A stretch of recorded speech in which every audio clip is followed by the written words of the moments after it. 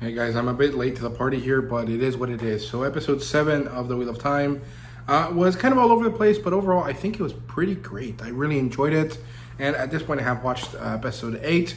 However, I'm not going to talk about it at all here, so I will not mention my thoughts on it right now. But yeah, so in the 7th episode, we have Leandrin at the Dae'Mar home with Barthanes. He's outed as a dark friend. Lady Anvir locks him up, and this is after he attempts to kill Moraine, and basically they have this conversation where Lady Anvir basically tells him, you know, your aunt is many things, and I don't really like her, but at least she's like honest and real and stays with the light. You couldn't even do that, which is pretty good. I really enjoyed that. I'm curious to see if Barthanes is ever going to come back to the story. I don't think so.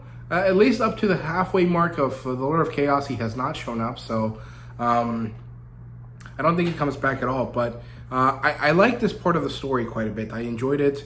Leandrin was a bit unnecessary in my opinion, but also kind of like the catalyst for the situation. So I'm fine with it, but I don't know. It is what it is. Perrin and Aviendha are walking off to Falm.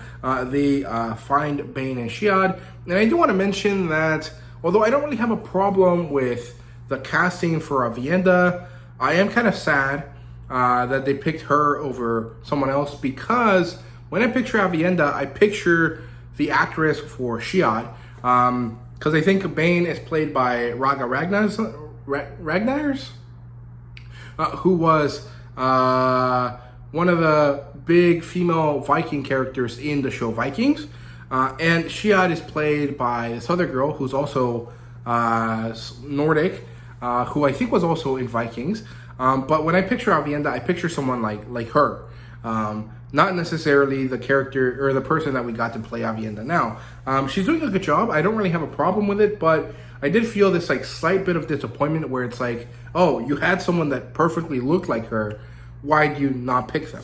And of course the reason is because the actress for Aviendha is probably a better actor than the other one, right? So it is what it is. But I was a little bit conflicted on that point for a moment, right? So yeah. Then they basically have this situation where they kind of go over Giotto again. So Aviendha has Toe because her actions led one of her spear sisters or maiden sisters, whatever they're called, to die. And so she thinks that she deserves to be punished. And so she asked Bane and Shiad to, collect the toe that she owes them. And so they beat the shit out of her. And it doesn't work for me because, like, yes, that is technically how it works. But it's a bit brutal without making sense. At least in the way that they portrayed it in the show. It feels very, like, unnecessary. Like, dude, if I collect Toe right now, you're gonna be less capable of fighting later or at any point in the near future. So why would I collect it now? Like, overall, I think that the Aiel are pragmatic, and their pragmatism should be able to outdo their Toe for a bit, right? And I don't think that they managed to do so right now. So I don't know. I'm kind of conflicted on this part of the story. Then the girls are at Falm. Egwene has her power measured, and she makes this like big explosion that even comes with a sonic boom, which is pretty cool. I like that a lot. I thought that was great. It shows us how powerful Egwene is, and it shows us that yes, Egwene is 10 times less powerful than Nynaeve, but she's still more powerful than just about everyone in the show. And that's pretty badass, right? So, yeah. Then Nynaeve and Elaine find Loyal, and they talk to each other. There's a little bit of a plan going on here. And then Nynaeve and Elaine go off to find Suldam so that they can collar her and infiltrate the tower, right? And this part here was really great. Loyal, introduces himself in the traditional way. And Nynaeve is like, dude, don't encourage Elaine. She doesn't deserve the respect. And then she kind of hurries him up. And I really like that. One, it encompasses Nynaeve's character quite a bit. It shows us the Two Rivers folk love, but also exasperation with Loyal's slowness. And it also shows us a little bit of comedy, which I think was really necessary after the kind of very hard-hitting situations that we've been having throughout this episode, right? So overall, this was probably my favorite interaction of the whole show, but I quite liked it. Actually, that is not the case. It is the second favorite because Rand and Lan have a great moment, a very clear, great hunt moment that I love. It's one that almost made me tear up listening to it because it feels like all of the stuff that is associated with the male characters has been removed and slashed away from the Wheel of Time. And so having this moment where, two guys can have this good bonding moment, and two guys that matter, because Stepan doesn't matter. He was not a real character as far as I understand it. And his part of the story makes no sense. It was unnecessary. But two real characters that I care about, that mean something to the story, interacting in a very tender, father-son almost kind of vibe, works really nicely. They talk about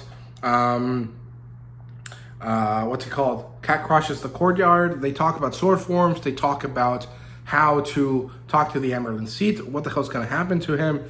And then Rand goes in and he immediately gets neutered. And again, I'm not sure that this is possible. I understand that in the books, women channelers against each other, when they're fighting, the point is, can I shield them before they can attack me? That is understandable. But I'm also pretty sure that if a weaker person tries to shield a stronger person, that's not going to succeed for very long. And I feel like Rand should have the ability to break through the shield that the Amarylline Seat puts on him. I'm not sure if that's correct. It feels like it's correct, though. I feel like he should just be able to break it with a little bit of a flex, right? Because in the first book, it took 3 people to control Logain. He wasn't trying to fight back. He was just chilling. And as soon as the attention of one of them slipped, he broke through their shield, right? And if Rand is supposed to be, 1 billion times more powerful, he is the most powerful channeler ever, that means that he should easily shrug off the Amarylline Seat's shield, right? So I didn't like that bit. Also, it just emasculates the male characters again after a very nice moment where they finally got to do something interesting and meaningful, and it just sucks. So there's a good conversation here between him and the Amarylline. Once I got over the fact that, hey, you just kind of ruined Rand's character again. And I understand that that's how it kind of happens in the books, but in the books, explanations are clear and things happen clearly and they make sense and they're the original material, so it's fine. I don't know. It doesn't feel the same when I watch the show, and the show feels significantly worse, right? So, but they have a good conversation here. She tells him he is the water that turns the wheel, not a spoke on the wheel, and that it's important. He is put away in a cell. Leanne is shielding him quite easily. Again, I don't think that should be the case, but whatever. We'll move on. Varian shows up to help him. And then they escape. Lanfear shows up, looking like a bad bitch, throwing fireballs all over the place. Awesome. I love this. I really enjoy Lanfear's character. I actually like Mogadine a little bit more than Lanfear because I feel like Mogadine happens to be around more often in the book, so I like her a little bit more because I'm more attached to her. But in the show, Lanfear is a badass. She is amazing. I love her a lot. I think she's great. And she explodes the foregate. Then this distracts the Aes Sedai. Lan manages to sneak away to talk to Logain for a bit. Somehow he knows things about male Aes Sedai from the Age of Legends that even Moraine doesn't know, which doesn't make sense, but okay. And he manages to get Logain to confirm this information. Logain does this thing where he's talking about how the things are knotted and it's weird and he doesn't understand how it works, but it's there. And so that means that when Lan manages to get that information out of him, he runs away. He goes to Moraine. He goes to Rand, and he says to Rand, hey, what do you see when you look at Moraine? Channel. He teaches him how to channel, which is whack. Lan should not have the ability to teach anyone how to channel at all. And he manages to teach him more than Logain did, which, again, bad, but whatever. And Rand manages to see that Moraine has a shield tied off, and with this very surgical maneuver, manages to cut the knot. And finally, he did something, but it doesn't feel earned. You know why? Because he's been fucking neglected the whole show. I really don't like this, because now he's coming off like a Mary Sue. And the problem is that Tavern already have this like Mary Sue-dom to them. Like, people already think that they're Mary Sues, even though there's a clear explanation why they are the way they are. And Rand is being kind of like treated so shit, man. Like, I don't know, this show just doesn't like Rand, and I don't understand why. But it sucks, but he manages to fix it, which is great. Moraine touches the source again. She feels happy. She's about to cry. Rosamund Pike is an amazing actress. She manages to convey so much emotion with just little tiny flickers on her face, which is great. Then Swan shows up. She has a little bit of a confrontation here with Moraine.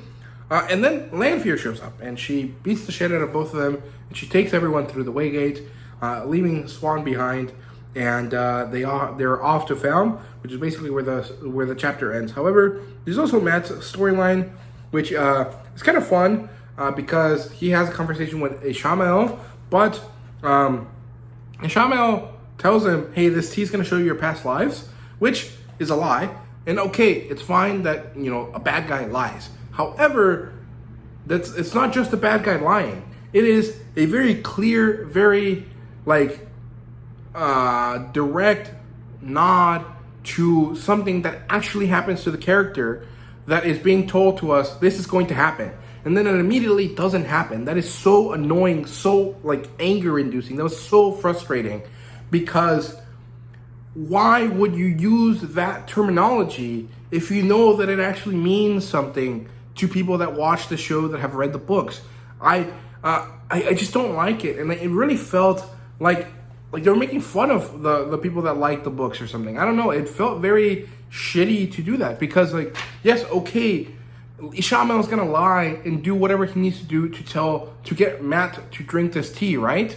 But at the same time, it's not just Ishamael. It's the writers of the show that are telling you these things, and if they're kind of directly, talking about that in a way that tells you, hey, this is gonna happen, and then it doesn't happen immediately after it's set up, that's some fucking bullshit, man. That is really annoying, and it really frustrated me for a few days. That's why it took so long to make this video, because I didn't want to be super angry about it. But man, I don't know. The interaction between Matt and Ishamael are fun and interesting, but I don't love that aspect of we're going to tell you this is going to happen, which is a thing that actually happens, and then not let you see it, because it feels like bullshit. It's so annoying. But I'll leave it there, because I'm going to get angry if I keep talking about it. So Season 2, Episode 7, pretty good overall, but again, I don't know that this is the right thing to do with the Wheel of Time. It's much better than Season 1, but I don't know, so many things just don't work for me. So it is what it is. I hope you guys enjoyed the video. Let me know what you guys thought down below, and thank you guys very much for watching. See you guys later.